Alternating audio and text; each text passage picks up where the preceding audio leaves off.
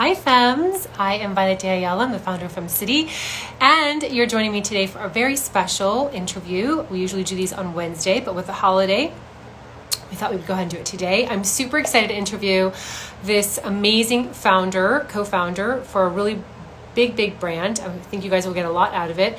My intention in interviewing her is to inspire some of you that are actually starting to launch a business. Perhaps you have been thinking about starting a business, or maybe you have a business and you are looking to up level this business and you're looking for some inspiration from a well-seasoned and very experienced entrepreneur. So I'm hoping that she comes in so we can start soon. And hopefully we have better reception than we did yesterday. Yesterday was pretty bad. Yesterday's reception was really bad, but I know so many of you got a lot out of Sarah Sparks's share, and that was really helpful. Let me see if she's coming in. I don't see her just yet. So let me share a little bit about her while we're waiting for her. Hopefully she starts soon. Let's see. Hey, Emmy. There she is. Let's go ahead and see if I can get her in. So she should come in soon. There it is. And it's always so awkward, right? When you guys see my fingers. So hey, Fran and Emmy from Philadelphia. And hopefully Suelyn will be in here shortly. I see it connecting. Hello. Hi, Violet. Hi. It's so nice to Hi. see you. I'm so excited to interview you. Super excited. Thank you. Thank you for having me. I'm so excited to be here. Wonderful. And I'm so glad the connection is working. Yesterday, we tried doing this and we had a great interview yesterday, but the connection was, so I'm always praying. I'm like, please. I please saw that. I was catching that and seeing the in and out. And I was like, oh, I'm hoping for the best for tomorrow too. So yes. I'm so excited. So for those of you that are joining us, my intention, along with my featured guest today, is to inspire you. We know a lot of you are thinking about starting a business. Perhaps you've been newly on it for a while, or maybe you started during this pandemic and you started kind of moving forward, or perhaps you have already a growing business and you're looking to up level. So I'm going to ask her questions that I think you guys will want to know, but feel free to ask questions if you are dying to know something. But I'm gonna go ahead and ask her some questions that I feel you would love to know from her. So Suelyn Farel, and I hope I'm saying your name correctly. Suelyn Farel, is that correct? You can say Farel or Farrell, whichever. We kind of Americanize the Farel, which is how my husband would say it. So I say Farel is how I pronounce it, but it doesn't matter. People get it either way. Okay, wonderful. I should have asked that before this. But so you are the CEO and co-founder of Julien Farel. I wish I could say it as beautiful as you just said it now. A New York City-based beauty and wellness company. You have your product, your brand everywhere.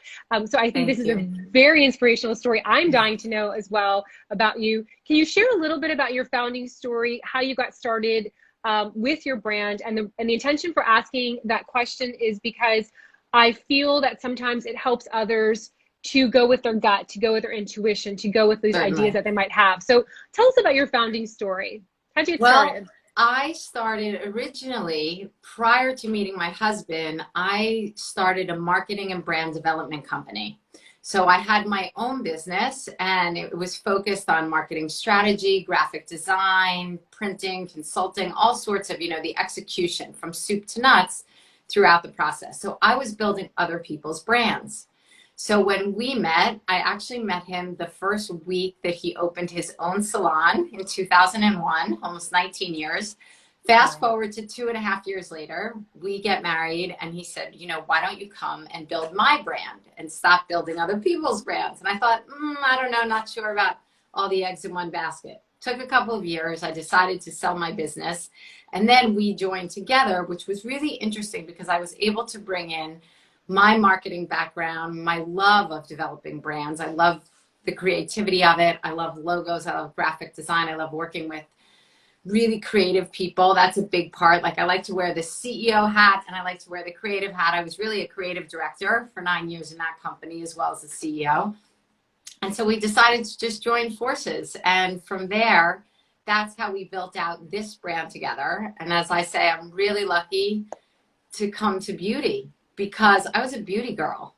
I was really a beauty girl. I was one of those girls who started wearing makeup in 6th grade. And my mom would be like, no, it's too much. And I would ask her about her skincare routine. And it's just really funny to me that of all the fields I would end up in as a lifelong career, it would be beauty. I love that you shared that. So I have my youngest one has loved makeup, and she's very, very creative. And because of stories like yours, now I'm able to really share with her to go with her passion, to go like, maybe you'll open up your own product line. Maybe you'll start, before that, I would have never thought that. But because of your stories, I definitely encourage her to go with her passion, because in the past it would have been like, oh, like there's no money in that or whatever. But now I'm just like, oh my gosh. So go with it. Go with what you love. So I love stories like yours. And I love also that you're a creative and you were able to launch this amazing brand. Because I think a lot of women feel that they're just that uber creative and they can't really do well in business. So yes, I love that you shared that, because I think that will open up the eyes of others. And the thing is, hire for your weaknesses. Like, I also believe there's a reason why, as you're building a business, if you say, hey, I'm really creative and I love to run an operation, but maybe accounting isn't my thing. Find someone, even find at the beginning. So when I launched my first business, I actually hired a college student who was a junior. He was majoring in accounting, and he helped me for the first 2 years of my business. He did my accounting. He was affordable. He got a great credit for his resume and things like that. But I knew that the one thing that would drag me down was accounting. And still, it's one thing to oversee finance and want to do it versus doing all the day-to-day. So I think when I talk to other entrepreneurs, I say, especially at the beginning, really think about what your strength is and focus on building and working from that point of strength. I love that. Yeah, that was my first hire too. When I started FemCity, my first hire was the bookkeeping, and I love numbers. I'm a creative person and I enjoy numbers. Like you said, like I enjoy them. I see them. It's not my thing. It's not my superhero talent. That was the one thing. And even when things got really tough in 2009, 2010, it was the only thing I kept. I had to get rid of a lot of other stuff, but because you didn't want to do it. You felt I didn't want to do it.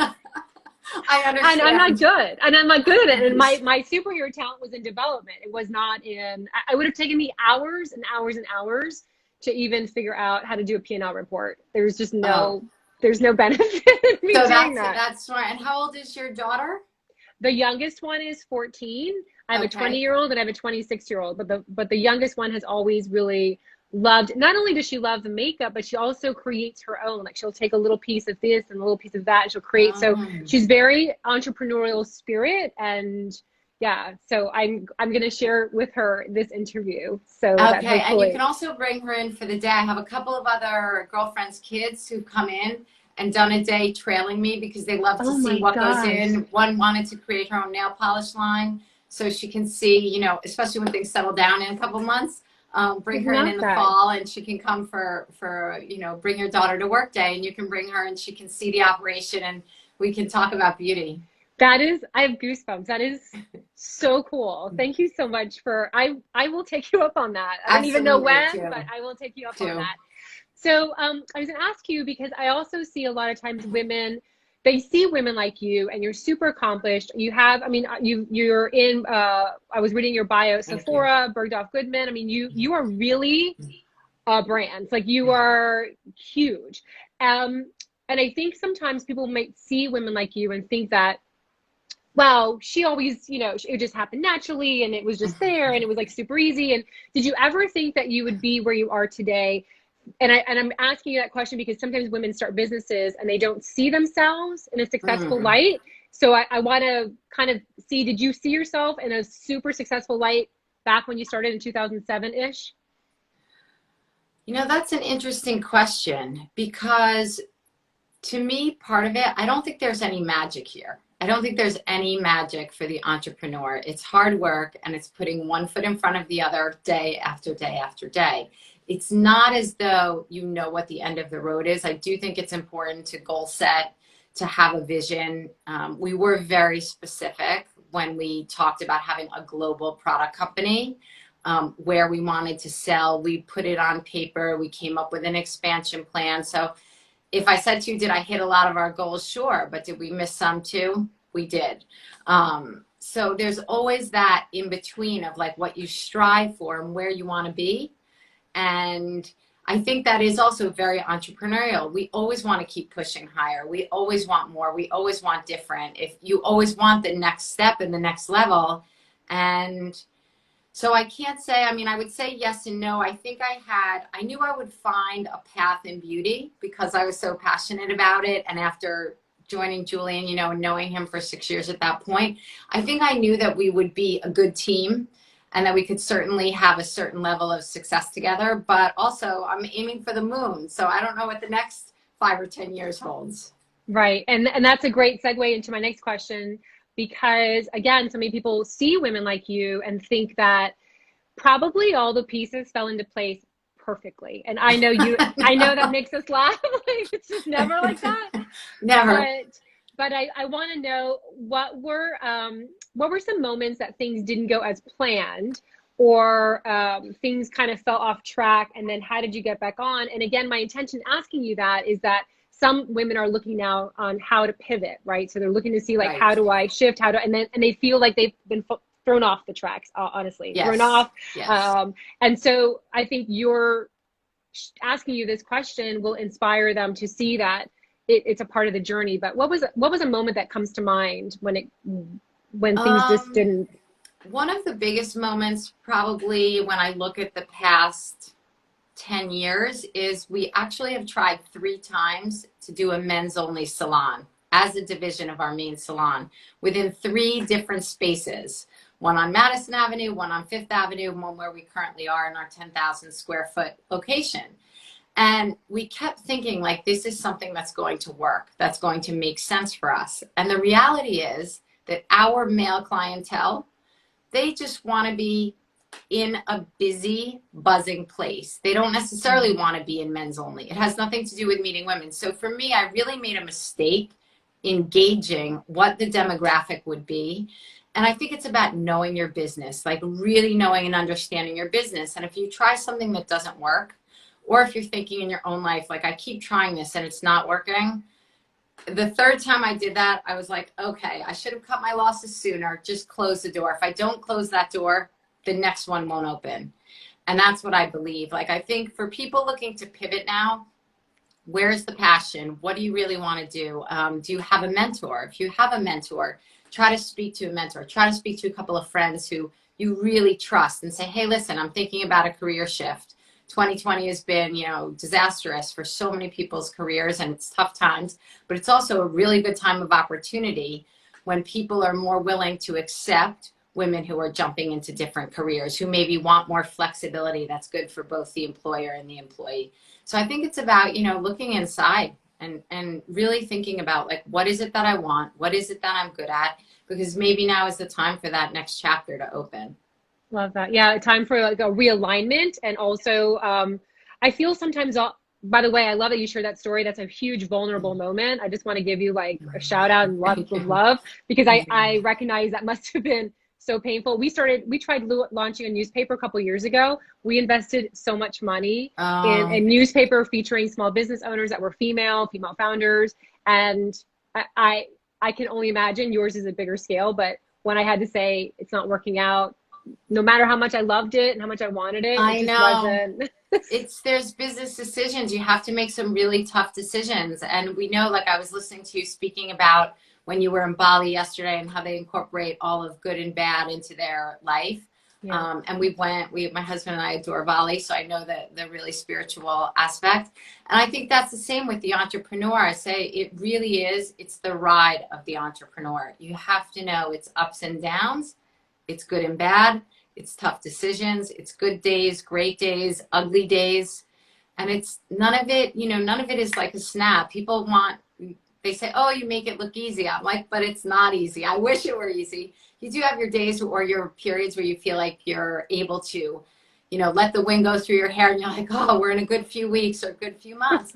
But I guess, you know, the truly driven entrepreneur, we don't change. We just keep pushing. I call it relentless. Like, it's a relentless commitment, a relentless passion, and you just keep striving to keep your business moving forward. Keep the momentum for your team, keep the momentum for yourself. Keep it exciting, right? Keep it exciting. Yes, I'm like, yay! Yeah, we all pumped up. Good.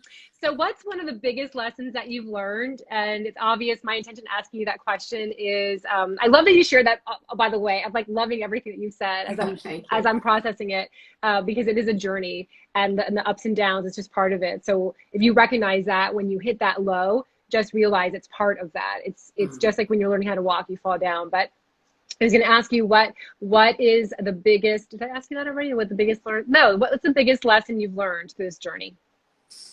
The biggest lesson I've learned. And I love your ring. I'm so happy that you put your hand up. That is gorgeous. Thank you. Jade. I love jade, so. It's beautiful.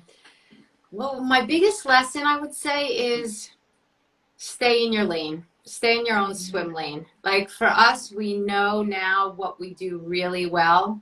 Another great lesson I can give you is when we launched with about 38 product SKUs. And we realized within 3 to 5 years that we had a core 12 that were bestsellers. And we were like, why are we continuing to produce, even though some of them were really good quality products? But if you look at the amount of the world who uses hair gel versus the amount of the world who uses shampoo, it's different, right? We have Restore that's an all-in-one. That's like a magical, newer way to wash. So something like that. Restore was a product for everybody, for every age. We found 16-year-olds who were loving it and 80-year-olds who were loving it. So we realized, like, again, stay in our own swim lane. We know what we do well. Stop looking left. Stop looking right. Just stay in your lane. And I think that's a lesson. So many entrepreneurs and so many creatives, we get excited about every new idea. Right? Like Violet, I bet you could start a new business every day, right? Another one, you're like, oh, I can do that clothing line. I can do that headset. Absolutely. I can do that headband. Yeah, absolutely. And I do business plans for fun. Like, how nerdy am I? I'm like, that's a great idea. Let me just do a business plan for fun. So I am total, like, total spirit entrepreneur. I'm like, oh, that was fun. People are crazy. You have a stack like this.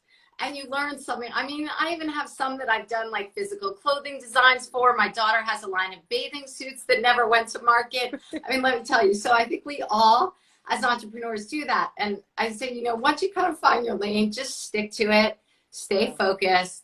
Keep that road. And that, I believe, is one of the biggest, both individually, whether you're an attorney, a nurse, a teacher, a doctor, a sports writer. Like, it doesn't matter. Once you find it, if you stay focused and stay in that lane, that's what gives you the ability to succeed, not losing that focus. Absolutely. Oh my gosh. I'm thinking of so many of our femmes that actually have like 3, 4, 5 businesses, and just stick with, you can actually open another one once you have one up and running. It's just stick in your lane, like stick to that right now. And then eventually you can sell it, you can go somewhere on, but you have so much love coming in, by the way, of what you shared. So that was a big one. That was a big lesson. And, and tell everyone, like at that next networking group, and, maybe I'll come to the Philly or New York one, and I'm happy to. I also do a lot of complimentary consulting. I'm happy to help other women. I've been helping a lot of people reopen their salons post-COVID in different parts of the country, and even as far as the Bahamas. So people need help right now.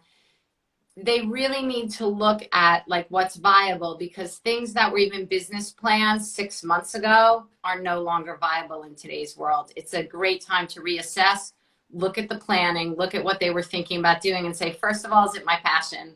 Secondly, what I thought worked then, will it work now in today's market? Or how do they need to pivot in today's market to make it successful, because the innate passion and drive is there? Love it. You've just given me a good idea. I'm gonna, about mentorship. Yeah, it's I know I wasn't on the list to ask you this question, but I love that you shared that, because I think you believe in the power of good, and it comes back to you. What you just shared right now says so much about who you are and your character. I want to just thank you for saying that you are helping others. I think that says so much about you.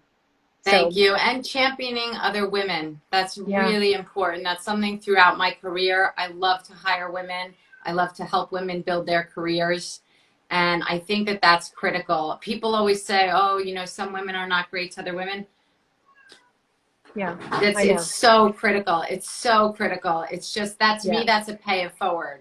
Yeah, I have It's a goosebumps. big pay forward. I Thank you. I literally do have too. I do too, goosebumps actually, just talking to sharing you. that. So Yeah, you that know, was I'd love to beautiful. talk and meet a bunch of your women and help them, because it's hard and there's not a lot of people who do want to take the extra time. Everyone is so self-focused on doing their own work. And I think that when women can respond and relate to other women well to help them, it speaks volumes. It's magical. It's just a magical way to help Yes. someone else succeed. Love that. Love that. You can see the spirit and the soul that you have. And you do have a question that's come in.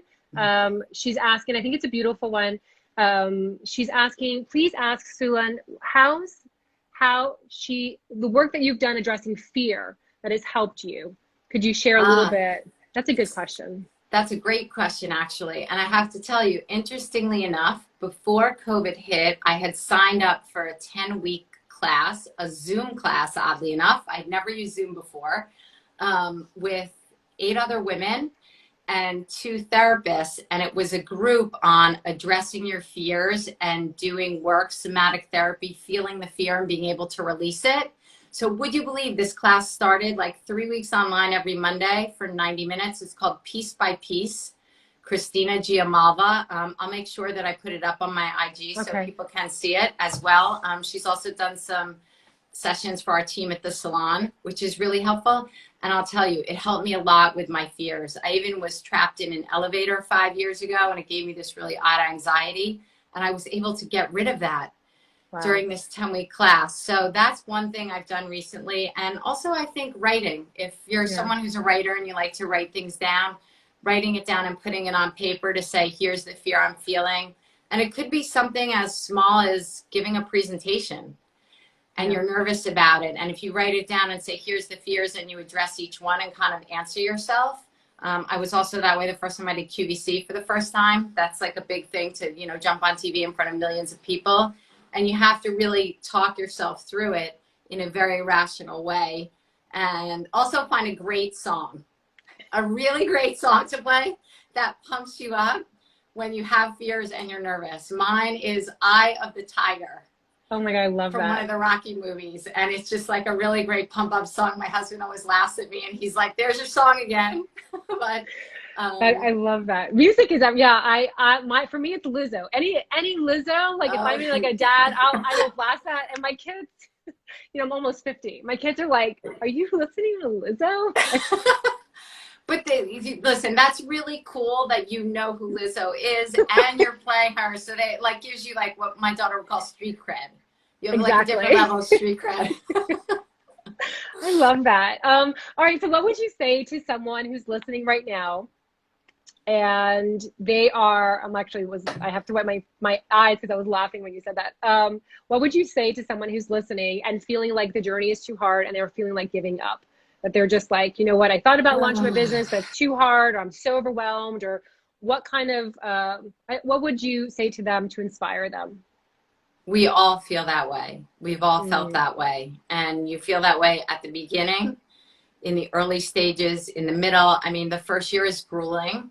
I tell everyone that don't have any fantasy that your first year will include vacation or a personal life.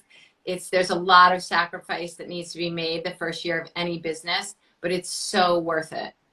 I think it's especially worth it as a woman, as I'm sure you know, like you can have flexibility. You can be with your kids, even if you work all the time. You find a way to just weave work into your life. And it's so worth it. So like if it's hard, if you think you're going to give up, you know, put on a pair of sneakers, go run a mile, go walk 30 blocks, go just clear your head and say it's only a feeling. It's not a fact. You'll get through it and just keep persevering. Absolutely. Absolutely. Yeah. It's part of the journey. You know, when I started FemCity, the reason why I started FemCity is I started my first company. I was 22. It was a personal training company, made every mistake in the book, had no idea what to do, did not go to business school. I went to school for pre-law, which I never even went to law school. And I always told myself I would help women when I got to the point where I could help women. And I remember thinking to myself, I could not give up because I had kids. I didn't want them to be latchkey kids like I was. I was home by myself all the time, getting in trouble. And that you just said right now, you have the flexibility, you can create the wealth that you want. You have everything in there in your control as to like how big you want to grow it, how small you Yes. want to grow Yes. it. So I am with you. I obviously I believe Mhm. that women need to be in business for themselves and help one another out. This has been, I knew this was going to be an amazing Oh, interview, by the way. Knew it, knew it, thank knew you. it. Well, I How, can't wait to meet you. I hope you are going to bring your daughter in. yeah, so my middle child's at NYU, and my husband was Oh, working in New York City Monday through Friday. He was working in New York City, and then all this happened. He's got a big client up there. So we're hoping, I don't know if she'll be back in the fall. We oh, I signed the hope dorm so. stuff, but any which way, New York City is like a second home to us. And I'm in Miami, so you can come over here too. You can do both. You can come over here. Nice. How can Femmes find you? Of course, I've tagged you on this. We'll keep on tagging you. But how can Femmes follow your journey? Is there a blog or your Instagram? Is it the best way? My How can they? Instagram is the best way at Suelyn Farel. And then also, because I am so heavily involved as the CEO of the brand, at Julien Farel is where you'll see us, which covers all things hair. And you'll get to see a lot of our other amazing women. We have just an incredible roster of women and men who are regular clients and passionate about beauty, passionate about business. We always have just like this wonderful, I call it the Beehive. It's a Yes. beehive of a lot of neat people. So we try to also cover different things, and whether it's doing Instagram Live or following and sharing other people's successes, Love we it. are always doing that. So please come find us at Julien Farel at Suelyn Farel. Perfect. JulienFarel.com also is the Okay. website. Awesome. And we will go ahead and post this and share it. And I am honoring you right now. I am so happy that I met you. I feel like just $1,000,000. Your energy is like really just wonderful. And so thank Oh, you so thank much for taking you. the time. Thank Thank you. And you. yours too. It's such a treat to meet you. Mwah. Thank you. Bye. Bye.